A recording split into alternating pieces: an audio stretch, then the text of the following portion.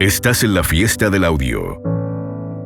Podcast Fest LATAM 2020. Una presentación de ISA Intervial. Conexiones que inspiran.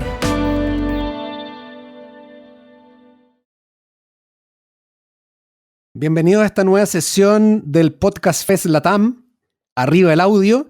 Y en esta ocasión tenemos un gran invitado internacional, un invitado que nos acompaña desde Madrid, España. Se trata de Arturo Larraínzar, director de estrategia del grupo A3 Media. Arturo, bienvenido a esta sesión de Podcast Fest. Muchas gracias. Muchas gracias por invitarme a esta magnífica sesión.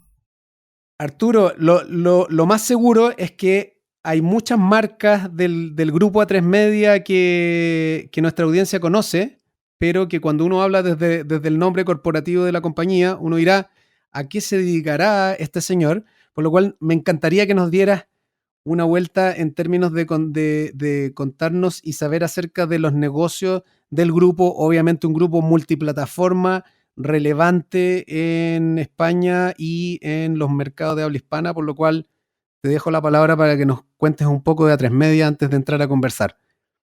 Pues muchas gracias. A ver, el grupo A3 Media, como tú dices, es uno de los principales grupos de España.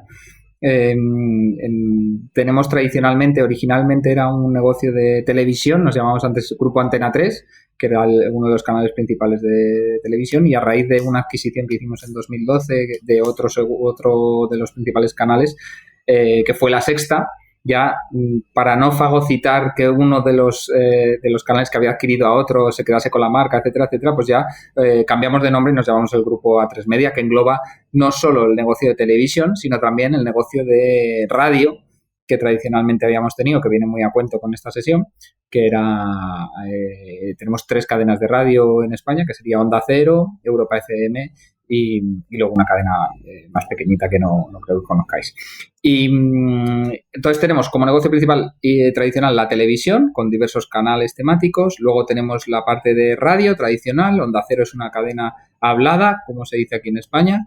Y luego Europa FM es una cadena más musical, más de fórmula.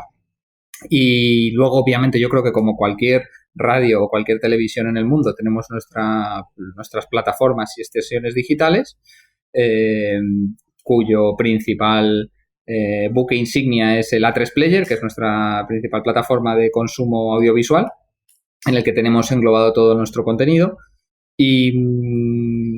Y eso como medios de distribución principales en los que tenemos. Pero luego, entre la separación entre nacional e internacional, en internacional, y es posible que ahí nos conozcan en vuestro país, en Chile, pues tenemos algunos canales de pago. Tenemos nuestro canal histórico tradicional, que es Antena 3 Internacional, que básicamente utiliza nuestros contenidos y los repone en un único canal, y pues hace un nuevo empaquetado con los contenidos que tendríamos en los canales tradicionales. Y luego tenemos otro, como puede ser A3 Series, A3 Series Internacional. Tenemos una joint venture con la revista Hola, por lo cual hicimos un canal también de pago que es Hola TV. Y hace poco nuestro último lanzamiento fue pues, A3 Media Cine, A3 Cine Internacional.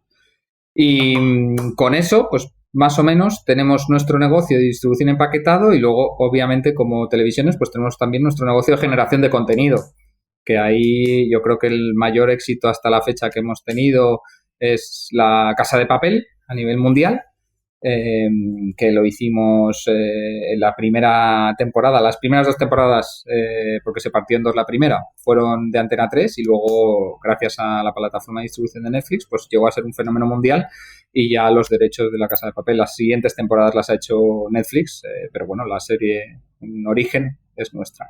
Pero aún así hay un montón de series, porque yo creo que en la parte de ficción sí que hemos conseguido ser un referente, diría. Y Arturo, y en el caso del audio, que es la parte que nos compete respecto al Podcast Fest, me encantaría que entráramos a conversar en cómo están viendo ustedes dentro de la multiplataforma el desarrollo de la radio, ya sea de la radio desde el punto de vista de la radio convencional, a cómo esta radio empieza a utilizar el desarrollo digital, para transmitir y ocupar un nuevo canal de distribución para su audio, ya sea a través de sus páginas web, ya sea por aplicaciones propias, o finalmente ocupar agregadores de terceros, por ahí hablar un poco de la radio, y después profundizar en cómo están viendo ustedes la incorporación, por ejemplo, de agregadores internacionales de radio, como uno podría ver TuneIn, o el desarrollo mismo de Spotify respecto a ya no solamente estar en música, sino que entrar al mundo también del podcast y de la conversación, que originalmente siempre ha sido parte y un valor y un atributo bien diferenciador de nosotros desde el punto de vista de la radio. Totalmente. Pues si quieres dividimos esta pregunta en 3 partes. Uno, los beneficios de la radio a un grupo multiplataforma, como puede ser nosotros tradicionalmente, en línea de lo que comentábamos antes de empezar el podcast. Luego tendríamos la evolución de la radio al audio, que es una reflexión muy de hoy en día y que nos lleva a la reflexión de podcast. Y luego la otra, que casi me decías un poco de los nuevos competidores, las plataformas de tercero, me gustaría, cogiendo con toda esa introducción, hacértelo de la analogía que hago yo del audio con lo que hemos vivido en el mundo audiovisual, con la televisión. Porque me parece que es muy parecido la evolución que puede tener. Recuperando esta secuencia de posibles preguntas y respuestas, que el primer punto, que es el de qué aporta la radio a una empresa multiplataforma que incluso ya no teniendo la televisión, sus propiedades digitales, ¿cuál es el papel de la radio en todo eso? Y es verdad que la radio aporta un papel esencial. Y además tú, Mauricio, como fiel creyente de la radio, no vas a ser el que me lleve la contraria en ese punto, que es que se complementa en multitud de cosas. Uno, en los públicos, ¿no? En los momentos de acceso. Es decir, el prime time de la radio es totalmente diferente al prime time de la televisión. El prime time de la televisión es por la noche y el de la radio es por la mañana.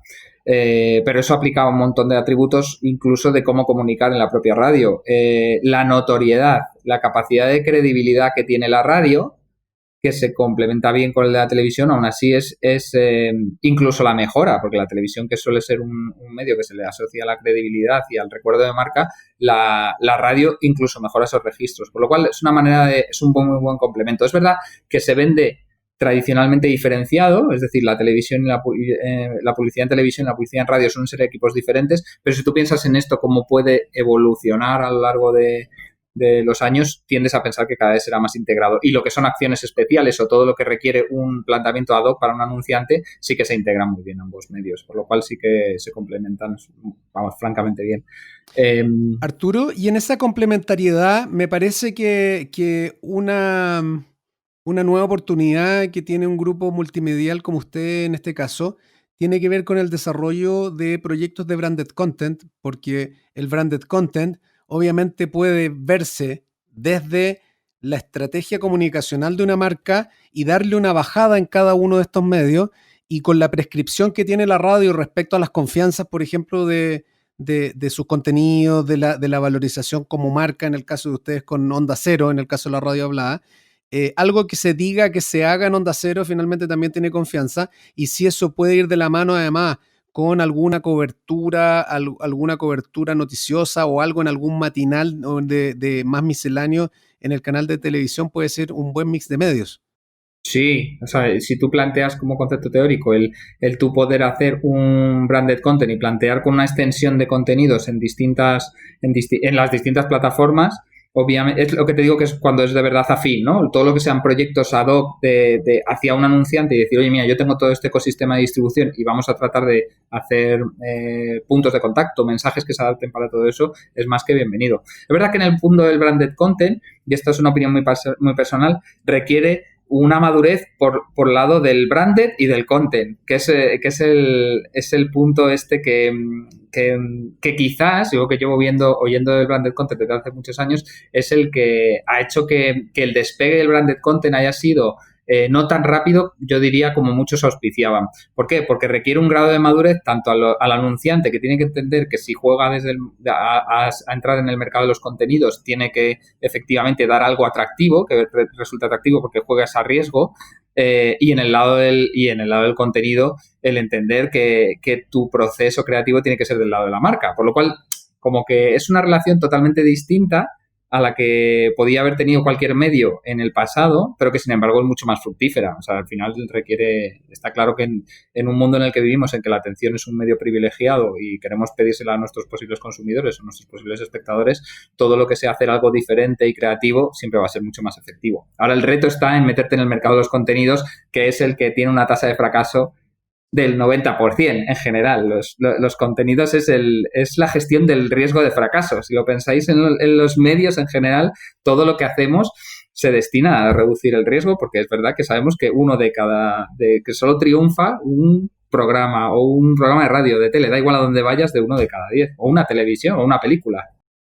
El punto que tocaste, el branded content, me parece muy interesante porque, por ejemplo, desde la multiplataforma de las empresas de audio, que finalmente tenemos, obviamente, la señal madre, después podemos tener señales 2, 3 y 4 en las plataformas digitales, tenemos podcast y además tenemos redes sociales, uno puede desarrollar proyectos de branded content bien increíbles en términos creativos, pero claro, las dos partes tienen que entenderse. Esto como lo que antiguamente desde una agencia de publicidad, cuando el cliente le decía agrándame el logo del aviso, finalmente desde el punto de vista del branded content pasa lo mismo, como, pero que se note más mi marca. Entonces está esa cosa como de que la marca quiere sentir igual que es publicitario, y ahí ese rol de un aprendizaje en el tiempo, yo creo que es un proceso en el cual estamos caminando en los distintos países.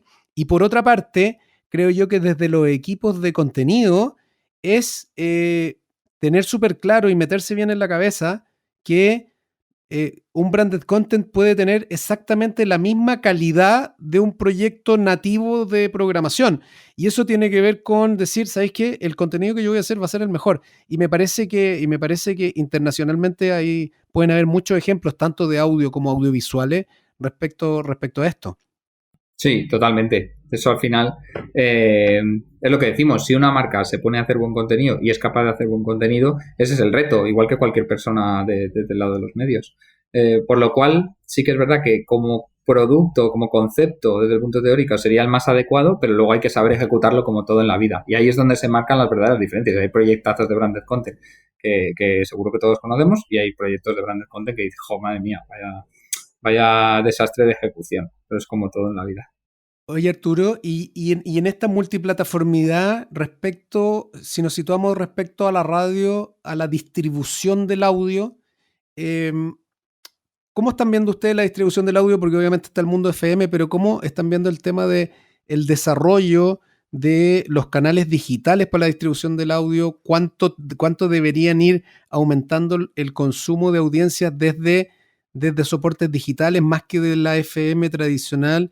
Si uno juega a mirar la bolita de cristal a 5, 10 años más, eso por una parte, ¿cómo van mirando eso? Y si hay algún punto de encuentro entre el audio y el mundo audiovisual de ustedes, por ejemplo, cuando se ponen a hacer plataformas como el A3 Player, en términos como de decir, ¿sabéis qué? En un one-stop shopping tengo todos los contenidos míos audiovisuales, pero ¿qué pasa con los audios? Te lo pregunto esta última parte, ¿por qué? Porque salió la noticia recién de que Netflix ya va a tener no solamente su serie en formato audiovisual, sino que además la va a bajar en formato podcast. A ver, bueno, ahí hay muchas preguntas, vamos a ir poco a poco. El punto audio y digital, que era el segundo punto además que habíamos comentado, sí que creo que desde la radio, y esto no es una cosa nuestra, sino en general todas,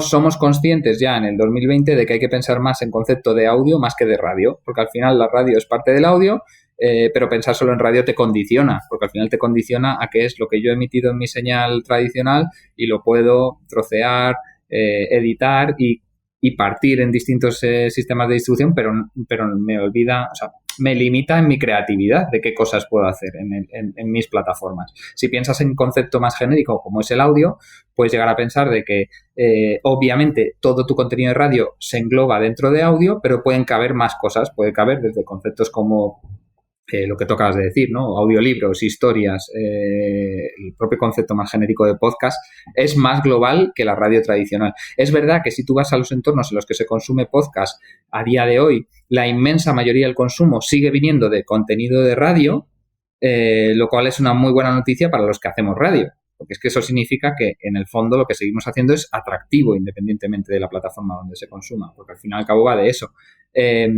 Pero... Perdón, Arturo, y ahí hay un tema que puede ser una tarea que muchos tengamos respecto a la fricción de la simplicidad que tiene el oyente de encontrar ese archivo on demand de su show que no alcanza a escuchar en el horario prime de la mañana y lo escucha a las 11 de la mañana. Hay un tema, es cómo logramos la facilidad del acceso, que a veces ahí podemos cometer errores.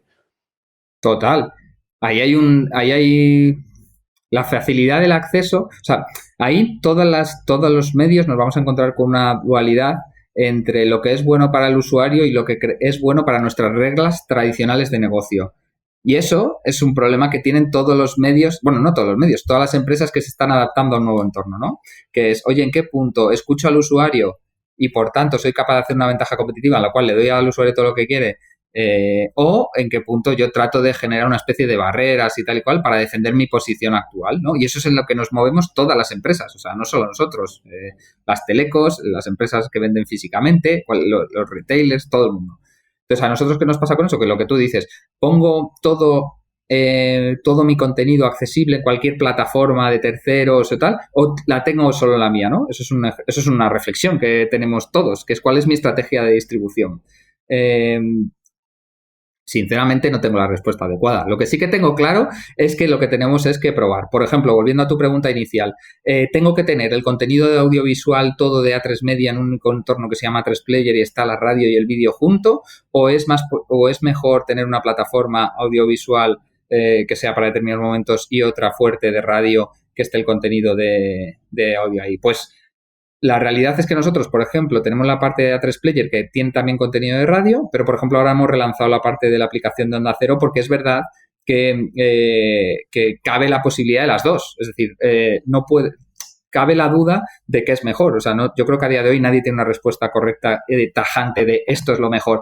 Lo que sí que tienes que hacer es probar y controlar el riesgo y estar dispuesto a experimentar. Y con eso a lo mejor te recojo y te respondo al tercer punto que habíamos dicho, que es lo único que sé es las analogías que ya me he hecho en televisión, en el mundo de televisión, cómo puedo aplicarlas a la radio, ¿no?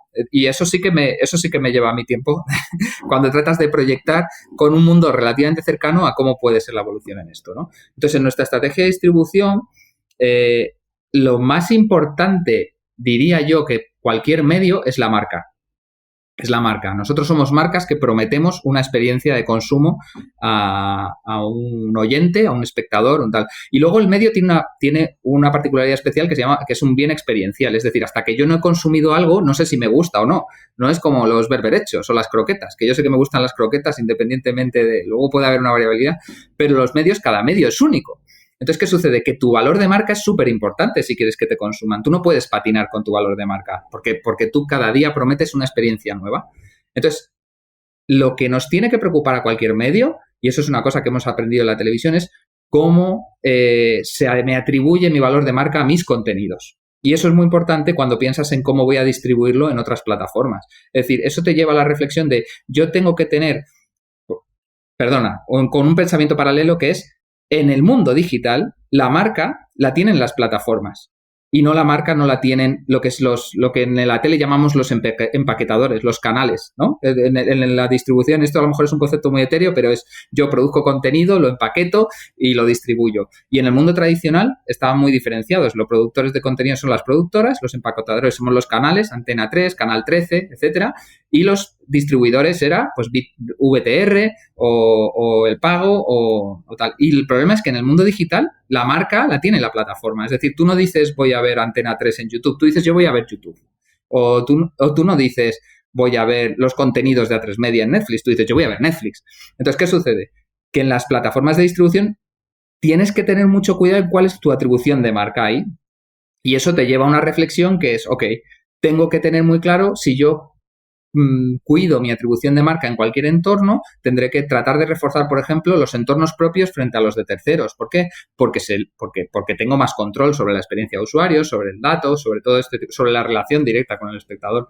Pero si quiero llegar a mucha gente y se me conozca, tampoco puedo renunciar a estar en entornos de terceros. Por lo cual va a ser un equilibrio en el cual, más que el qué, que muchas veces nos centramos en si algo tiene que ser sí o no, lo que tienes que preguntarte es el cómo, ¿sabes? Es decir, cómo quiero tener mis contenidos en otro tipo de entornos y cómo quiero tenerlos en el mío. Y obviamente tienes que partirte la cabeza para que tu entorno sea más atractivo, o bien por profundidad, o bien porque tengas contenido exclusivo, o bien porque juegues con las ventanas de explotación, primero en un lado, primero en otro. Algo que de alguna manera, si un espectador o un oyente al azar tiene que elegir entre ir a un lugar a otro, siempre vaya al tuyo. Pero por otro lado, que si no va a ir al tuyo, no deje de conocerte, porque entonces a largo plazo estás muerto. Yo creo que ese es el punto en el que nos vamos a mover en los próximos años en esa evolución.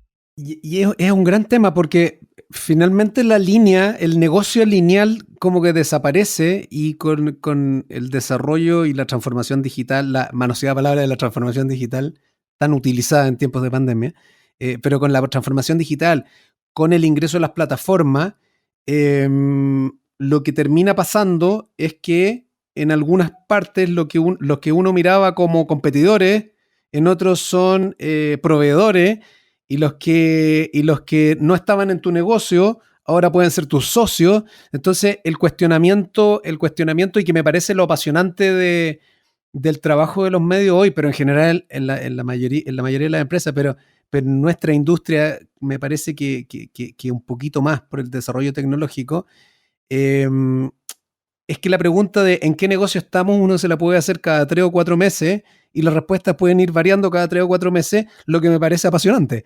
Total, sí, si tú piensas como el mundo digital, en el sentido no de digital como usamos en los medios, sino digital de información, ¿no? Bien, información es lo que primero se está volviendo patas arriba. Yo creo que los medios que vendemos información en el sentido de ceros y unos y código y tal, claro, es que somos los primeros que nos hemos visto transformados de la noche a la mañana y que seguimos transformándonos. Entonces eso es apasionante en el sentido de que desde luego no nos vamos a aburrir en los próximos años, y da un poco de vértigo en el sentido de que las decisiones que tomemos, que tenemos, muchas veces nos pedimos tener grandes respuestas a grandes preguntas y eso sí que es imposible, porque al final eso te da un vértigo, nadie tiene grandes respuestas. Tú puedes hacer, yo creo que el concepto es más estar dispuesto a probar, tener claro cuál es la esencia de tu negocio y es así que tratar de defenderla, y luego ir probando muchas cosas, siempre tratando de recordar si esas cosas que estás haciendo ayudan o no ayudan a la esencia de tu negocio. Es decir, si yo hago todos estos pasitos y ¿a dónde me llevan a dónde quiero llegar o no? Y ahí tienes que estar completamente evaluándolo, porque si no, el problema de lo otro es que te le lleva a la inacción. Es decir, si tú pretendes tener respuestas ahora mismo a cómo va a ser el mundo de los podcasts dentro de 10 años y mira, pues esto hasta que no se consolide no voy a hacer nada, pues está genial porque harás algo muy certero pero muy tardío seguramente. Exacto. Entonces, sí. Y en ese caso, respecto a la distribución de audio, uno en la primera etapa uno decía Spotify es música, en la segunda etapa uno ahora ve Spotify es música y podcast. ¿Tú crees que Spotify también puede ser música, podcast y radio live? ¿Cómo lo ves? Como bolita de cristal. No te voy a cobrar tu respuesta en 2 años más, por lo cual tranquilamente dime cómo lo podrías ver, pero el mundo del desarrollo de la radio por el canal de distribución digital puede terminar siendo que tal vez Onda Cero se escuche por Spotify en 2 o 4 años más. Sí, al final yo creo que nadie me aventuraría a decir que ni Spotify sabe cómo será. Tendrás, seguramente, si son listos, que lo son, lo que tendrán es un plan de probar efectivamente en qué medida la radio actual es un driver. ¿Qué tiene el problema de todo lo que es la actualidad? Que es mucho más... tiene un problema de que es más complicado, por decirlo de alguna manera, más complicado técnicamente, y encima compites con toda la atención en un momento dado. Por lo cual te requieres, es el problema de la televisión en directo, ¿no? Que frente al consumo no lineal, que yo compito por la atención de determinadas personas en las 10:31 de la noche y entonces ya les haces elegir. Entonces es verdad que el directo, desde el punto de vista de empresarial, es más complicado y entonces yo sí que creo que es perfectamente racional empezar con consumo no lineal, pero es verdad que en el largo plazo tú vas a tener, por un lado, diferenciarte del resto de plataformas, por lo cual vas a ir probando cada vez más cosas y por otro lado quitarle espacio a las que les estás tratando de competir por tiempo de ocio, por lo cual es muy probable, yo creo que no sé qué será lo más efectivo, pero que lo probarán, yo lo probaría, quizás mucho después de otros formatos, pero no me descarta, porque al fin y al cabo hacer un directo pues como punto de diferenciación puede tener sentido. Lo que pasa es que económicamente es mucho menos eficiente. Entonces, pues al final será uno de los últimos recursos. Pero es como cuando dices, Netflix entrará, hago la misma analogía, volviendo a lo de la televisión, entrará en el negocio del entretenimiento y los programas. Pues tiendo a pensar que sí lo hará antes o después, pero será después de haber explotado todo lo que es económicamente mucho más rentable, que es la ficción, porque viaja mejor, porque tiene una serie de atributos que hacen que sea lo primero que pruebes. Entonces yo creo que con Spotify pasa lo mismo. Spotify nace con la música por su propio origen, pero luego, ¿por qué ahora se está metiendo en los podcasts? Pues porque tampoco te puedes limitar solo a la música. Si tienes un montón de gente que te viene a escuchar regularmente a tu plataforma, pues como yo lo que quiero es ganar tiempo de consumo dentro de mi plataforma, trataré de partirme la cabeza pensando en cómo puedo darles. Y luego el tema de los podcasts tiene un punto a favor, que es que también como quiero tener contenido original, y eso es una cosa que quieren tener todas las plataformas, sea de donde sea, supongo que si yo fuera Spotify pensaría, ¿qué hago? ¿Me pongo a ser una discográfica? Pues tengo un problema, porque mis principales clientes son las discográficas, o sea, van a pensar que me meto en su negocio. Pues mal vamos. Entonces, ¿por qué los podcasts son bien atractivos? Porque es un negocio que va a enriquecer el valor de mi plataforma. A día de hoy no hay problema, no me genera problema con las discográficas y me puedo meter a tener una mezcla de contenido que me ceden los radios que ya existen, que además le doy un ingreso y seguro están encantados, y encima puedo aprovechar ese formato para hacer originals. Y yo creo, desde el desconocimiento, que es la reflexión que debe estar haciendo Spotify para meterse en ese negocio. Y en una reflexión que lo más seguro Spotify o Amazon, perdona, Mauricio, Spotify, Amazon, cualquiera, o sea, te quiero decir, que sí. por no limitarlo a Spotify, que parece que solo hablamos de uno, pero hay 2 o 3 peces en el charco. Sí, y peces que además no son pequeños. Por eso. Son grandes de verdad. Una reflexión que me parece que puede ser interesante que toquemos tiene que ver con, desde el punto de vista del audio, ya sea live o desde el on demand, es el desarrollo de la voz respecto a la incorporación de los smart speakers a las casas. Sabemos la penetración alta que ya tiene en el mercado de Estados Unidos. Hace 2 años fue como el boom de la moda, como regalo navideño en España mismo. En Latinoamérica venimos un poco más atrasados. Yo pensaba que el año pasado ya iba a ser como el año de el regalo navideño del Smart Speaker por el lanzamiento de Google Home por estos lados. Pero creo yo que más tarde o temprano va a ser un influenciador muy grande donde el audio vuelve a la cocina de la casa. Yo siempre cuando hablo de esto, me gusta hablarlo de eso. Era como mi experiencia desde pequeño cuando llegaba del colegio y esa radio sonando en la cocina de la casa. Finalmente el Smart Speaker vuelve al audio, ya no solamente a la radio, a los distintos lugares de la casa. ¿Cómo ves eso? Y si ustedes están proyectando en algo el trabajo, ya sea desde la radio o desde las áreas de prensa ya del canal, en desarrollar contenidos especiales para estos Smart Speaker y aplicaciones para Alexa, Google Home y otros. Pues ahí, desde el punto de vista de desarrollo de contenido, para estos jugadores sí que los hay, porque Amazon también quiere tener contenido de audio ahí. Yo, fíjate que el tema de la voz, de los HomePods y los asistentes de voz, me preocupa desde el punto del acceso a nuestro contenido. Es decir, creo que no es, y además es un tema que me sobrepasa totalmente, porque cuando veo como persona, no tanto como profesional, sino como usuario, cuando veo cómo interaccionan mis hijas de 7 y 9 años con Alexa y cómo interacciono yo, Alexa está mucho más a la altura de lo que yo espero de ella, porque mis hijas le plantean cosas a Alexa que a mí no se me ocurrirían y Alexa tiene una respuesta para ello. Por lo cual, voy a partir de la base de que como usuario lo tengo totalmente infravalorado y me quedo y entonces ya me pongo un poco cauto porque digo, ojo, aquí hay algo que se me sobrepasa como experiencia de usuario. Entonces, creo que eso es un problema porque igual que cuando hicimos el punto del trasvaso digital a los medios, se nos ha exigido adquirir una serie de capacidades para poder ser descubiertos, como puede ser el SEO, el SEM, y que eran cosas que hubo otros medios que fueron más rápidos, como la prensa frente a la radio, la tele o tal, que adquirieron esas capacidades a marchas forzadas. En el audio, en los asistentes de voz, nos va a pasar lo mismo. Nos va a pasar lo mismo en el sentido de que tenemos que adaptarnos a eso. Es decir, ¿cómo se va a descubrir mi contenido cuando yo le diga a Alexa, Alexa, pon la radio? Es decir, cuando diga Alexa, pon la radio, qué concepto más complicado, ¿no? Es decir, ¿qué va a poner? ¿Cómo voy a conseguir que pongan lo que yo quiero? Y eso te lleva a la reflexión que hacíamos antes de las marcas.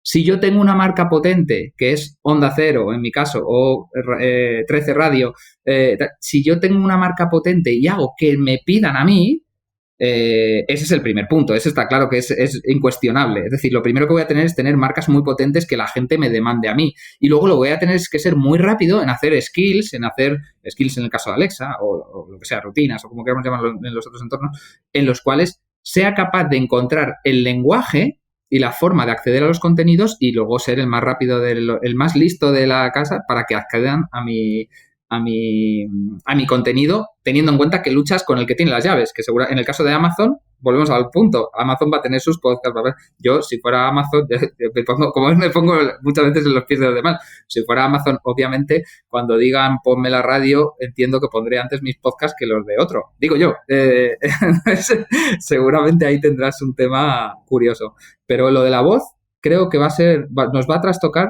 el acceso o donde tenemos que preocuparnos en el sentido de dedicar tiempo y neuronas a ver cómo hacemos, es cómo se descubren mis contenidos en esos entornos. Y desde el punto de vista, y aquí como en tu rol de director de estrategia de un grupo multimedial, en estos entornos tan líquidos que van mutando y variando tan rápido, hay un gran tema. Uno es ser el más listo de la clase y ser el primero que puso su contenido en YouTube, después hoy con la skill de Alexa, entra Podimo a España y subí mis podcasts ahí.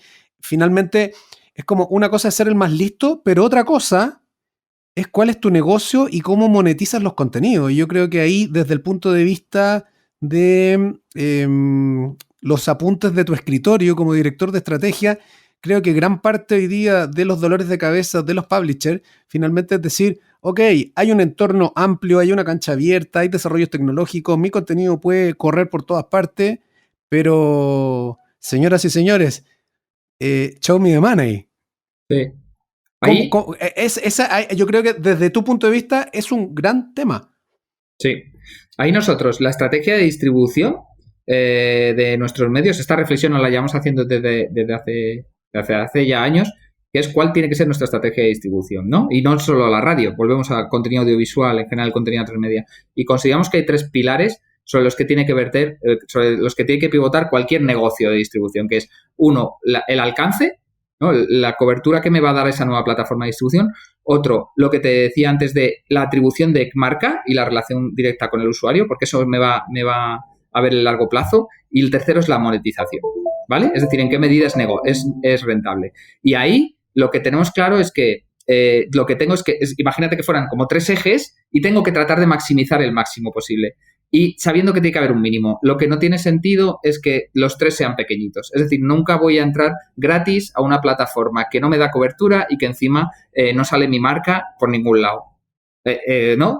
Entonces, ¿qué va a pasar? Que si yo encuentro una plataforma en la que mi atribución de marca, conocimiento del usuario y la cobertura es limitada, lo que tengo que hacer es cobrarle muchísimo dinero. Es básicamente lo que hacemos cuando vendes contenidos a plataformas de terceros. Si yo tengo una plataforma que más o menos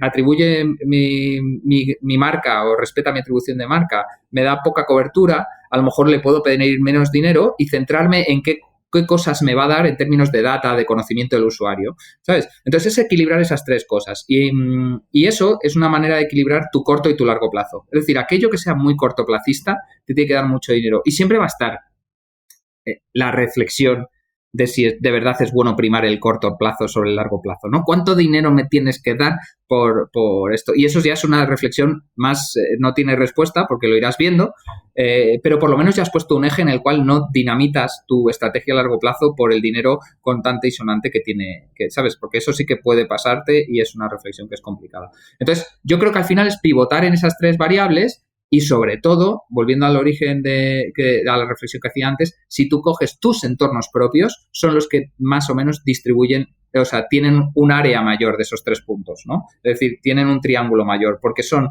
los que mejor atribuyen tu marca, más conocimiento tienes de tus espectadores o tus oyentes, son los que, si los tienes fuertes, conseguirás audiencia y normalmente si en tus entornos propios tienes audiencia, vas a tener dinero. Entonces, ese es el punto en el cual tú, si puedes permitírtelo, tus esfuerzos deben estar a tener entornos propios fuertes. Y ahí entonces te va a llevar a la reflexión pues, de qué tengo que hacer, ¿no? Como tú decías antes, tengo que tener una plataforma de audiovisual, tengo que tenerla solo de audio, tengo que combinar las dos e ir probando para ver cuál es lo que maximiza. Y desde el punto de vista de la tecnología, ¿cómo ves tú el tema de ser parte ya de un mercado hispanoamericano, un mercado latino, llamémosle España y podríamos decir una buena parte de Estados Unidos hacia abajo en términos de la cantidad de latinos también que hay en Estados Unidos? ¿Le ves alguna proyección a volver a pensar en contenidos transnacionales de audio, por ejemplo? Claro, porque ¿qué pasa? Que si yo hago un ejemplo respecto a La Casa de Papel, y La Casa de Papel, uno le pregunta a alguien caminando en Gran Vía en Madrid, pero también en Buenos Aires, en Panamá o en Ciudad de México, finalmente todos lo conocen. Ahí hay un tema de, ok, el contenido audiovisual puede ser transnacional hasta más allá del idioma, porque obviamente La Casa de Papel además tiene una influencia no solamente en el mercado de habla hispana. ¿Por qué no pasa lo mismo con el audio? ¿Qué crees que puede haber ahí, que podría haber un desarrollo futuro para mirarnos en términos desde el publisher como un mercado hispano más que alguien que haga contenido para radio española, un contenido para radio en Perú o en Colombia? Pues ahí hay dos reflexiones. Una, tradicionalmente en televisión se decía que las series españolas no viajaban, ¿no? Eso era un mantra que teníamos ahí. Y es un mantra que ha durado X años, pero que ahora, sin embargo, en el momento en el que alguien te demuestra que puede haber un éxito internacional como La Casa de Papel, tan global, ya dices, se rompe, ¿no? Se rompe ese mantra y entonces ya partimos de la base de que viajan, ¿no? Es verdad que ya había habido algunos casos previos que nos daban la sensación de que cada vez viajaba mejor, pero ya dices, oye, pues esto... Entonces, esa es la primera. La primera es que yo creo que todos tendemos a pensar que el contenido de audio viaja peor que ahora el de audiovisual, ¿no? El de la ficción, no sé qué. ¿Por qué? Porque también el contenido audio que tenemos es muy local, ¿no? Es mucha radio hablada, mucho. Seguramente podcast, aunque sean de radio, pero de temáticas más generales, más generalistas, yo qué sé, pues de misterio, de tal, viajarán mucho mejor que el de noticias. No tengo que ser un experto para saber que eso es así, ¿no? Entonces, la primera es qué contenido, o sea, esa máxima del audio no viaja, separarlo en qué audio viaja mejor y qué audio viaja peor. Y entonces eso nos llevará a dos mundos distintos. Y luego en el que viaje mejor, la segunda es el esfuerzo. Es decir, ahora, una vez que sé que este puede ser susceptible de viajar, voy a empezar a construirlo para que viaje mejor. ¿Qué es lo que sucede? Volviendo a las grandes empresas internacionales de entretenimiento, cuando una plataforma decide hacer un contenido rodado en Colombia, España y Miami para que se vea, para que toda la gente que está ahí local, ¿sabes? El mercado hispano, latinoamericano y estadounidense se vea, de alguna manera, pueda empatizar con el contenido, se vea identificado y entonces triunfe. Entonces, seguramente si tú empiezas a decir, bueno, imaginemos que son, me lo invento, podcast, volviendo al ejemplo, de misterio. Si tú eres capaz de buscar temáticas, o sea, una vez que tú ya te propones, voy a hacer contenido que viaje bien, y estoy hablando desde como persona que no hace radio, o sea, que también tengo la libertad de decir cualquier tontería, pero si una vez que tú tienes un contenido que es capaz de viajar, decides hacer un contenido que viaje mejor y potenciarlo, y dices, pues mira, voy a hacer 3 misterios. Un misterio va a ser el del Palacio de Linares de Madrid. Luego otro misterio va a ser el de la casa de no sé dónde de Santiago de Chile. Y luego el tercer misterio va a ser el del asesinato de Jacksonville de no sé qué, tal, ¿sabes? Y entonces es muy probable que ese contenido en una tercera parte sea de interés para un mercado local. Entonces, claro, esa es la anécdota, y seguro que si alguien me escuche puede pensar que es una tontería lo que estoy diciendo, pero el fondo sí que es verdad, que la primera es vamos a identificar qué contenido es más susceptible de viajar, y la otra es vamos a querer que viaje. Sí. Vamos a construirlo desde el origen para que viaje. Y eso sí que estoy totalmente convencido. Seguro el ejemplo que he puesto es malísimo, pero que la base es así, estoy convencido. Es que, no, yo al revés lo encuentro bueno. ¿Sabes por qué? Porque tú sabes, yo no he trabajado en el mundo del desarrollo audiovisual, pero me imagino que los costos de producción son altísimos. Y tal vez la primera revisión de un guión y saber cuánto tracción genera en la audiencia es el podcast. Y finalmente puedo jugar a un pseudo guión que ahí veo cómo funciona, y si en el audio prende y viaja, pues bueno, en una de esas el piloto del audiovisual tiene un pelo menos de riesgo de lo que tenía antes cuando no lo probaba desde el audio, porque claro, una de las gracias que tiene el audio es que el costo del desarrollo de una producción en audio obviamente es ínfima en relación a una producción internacional, obviamente audiovisual. Yo creo que ahí hay un mercado de prueba que podría ser bien interesante explorar para los publishers. Total.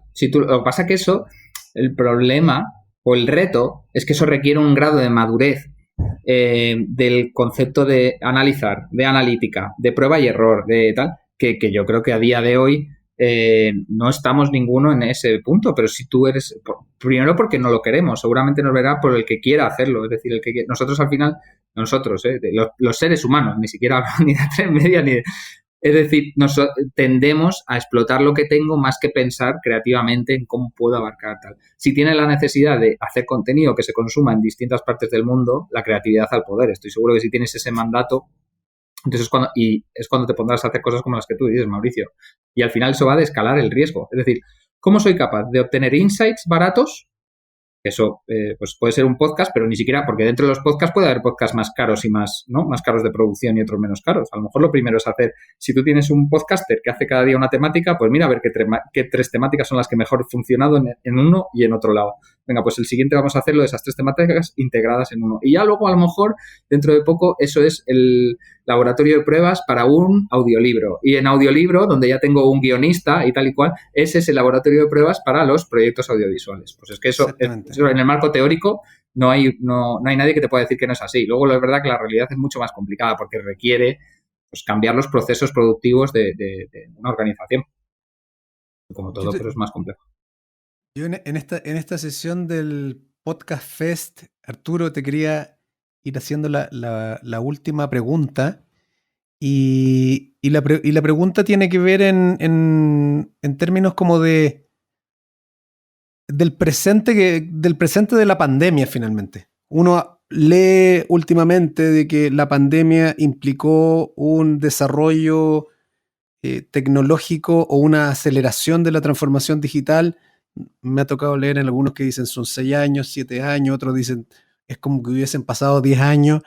¿En qué ha influido esa pandemia en el mundo de los medios? ¿Qué sientes que post pandemia, post vacuna, ojalá que sea luego, que post vacuna pueda cambiar el escenario pre-pandemia y uno diga esto llegó para quedarse? Bueno, yo creo que ha acelerado, y además ahí vamos a estar todos de acuerdo, yo creo, Mauricio, ha acelerado cosas que veíamos, ¿no? Entonces, ha acelerado por un lado y ha distorsionado por otro, porque por eso nos cuesta ver exactamente cómo será el escenario post-pandemia. Todo lo que es consumo online, en el hogar, educación, teletrabajo, todo lo que es dependiente de hacer en tu casa, lo ha acelerado, ¿no? Eran tendencias que veíamos y de repente te encuentras con que mi madre de 70 y pico años sabe lo que es TikTok por sus nietas, porque ha tenido el tiempo de, ¿sabes? O sea, porque le mandan, porque no sé qué. O sea, al final todas estas ha acelerado el proceso de transformación o de tendencias que había hasta ahí y ha abarcado nuevos públicos. O sea, porque acelerar no es que haya llegado O sea, que el que lo veía antes vea más, que también ha podido pasar, pero lo verdaderamente... El cambio sustancial es que la gente que no te veía o no te usaba te ha empezado a usar, y eso ha pasado con un montón de aplicaciones que hemos visto ahora o en general de industrias, ¿no? De tipos de consumo, tipologías de consumo. Ahora viene una pregunta que es, ¿todos estos cambios han venido a quedarse? Pues seguramente luego habrá una redistribución a través del tiempo. Es decir, en el momento en el que podamos salir, pues ya no será todo el tiempo en casa viendo la televisión o lo que nos pasaba. Vamos a poner el caso extremo, cuando estábamos encerrados en casa, ¿no? En el caso de España, meses de abril y mayo, y en vuestro caso, decíamos antes, 2 o 3 meses por detrás, ¿no? ¿Qué pasó? Que se disparó el consumo de televisión. Entonces, genial, porque estaba todo disparado. Eso es una muy buena oportunidad porque luego es verdad que ahora sigue subiendo, pero no a los mismos niveles, cuando tú vuelves a poder salir a la calle vas a volver a hacer otras alternativas de consumo. Si tú eres listo y te posicionas bien, otra vez volvemos a lo mismo, si eres capaz de posicionarte bien tu marca y tu producto en ese entorno, vas a tener una oportunidad. Ahora, como siendo consciente de que ni siquiera es garantía, porque luego va a volver a regularizarse todo un poco, es decir, vamos a poder salir a la calle, vamos a abandonar un poco estos hábitos, pero la tendencia ya va a estar, es decir, una vez que te has cambiado algo que te ofrece mayor valor añadido que otro que antes, si lo has probado y sigue siendo compatible, lo otro te olvidas tranquilamente. Entonces yo creo que todo lo que es consumo audiovisual, y volviendo al punto de los podcasts, sí que ha aumentado el consumo online, y es innegable. Yo creo que es verdad que de alguna manera se regularizará con otro tipo de consumos y entonces volveremos a hacer otro tipo de cosas, pero los cambios de acceder a los contenidos de audio más allá del tradicional han venido a quedarse. Otra cosa es que esa aceleración, si estamos viendo una tasa de crecimiento, me lo invento, de un año para otro, del 40, no puedes proyectar eso en los próximos años, porque eso no va a ser así. Seguramente haya una especie de sierra que sube y baje. Bueno, Arturo, te quería agradecer la conversación tan interesante. Hablamos de multiplataforma, de audio, de radios, de smart speakers. Finalmente un mundo que te toca desde tu cargo de director de estrategia de 3Media. Arturo Larraínzar, muchas gracias por habernos acompañado en esta sesión del Podcast Fest. Muchas gracias, Mauricio, a vosotros por invitarme. Ha sido un placer. Bueno, y seguiremos viendo las sesiones que vienen de este Podcast Fest. Nos vemos. Chau. Chao. Sigue disfrutando de la fiesta del audio. Podcast Fest LATAM 2020. Una presentación de ISA Intervial. Conexiones que inspiran.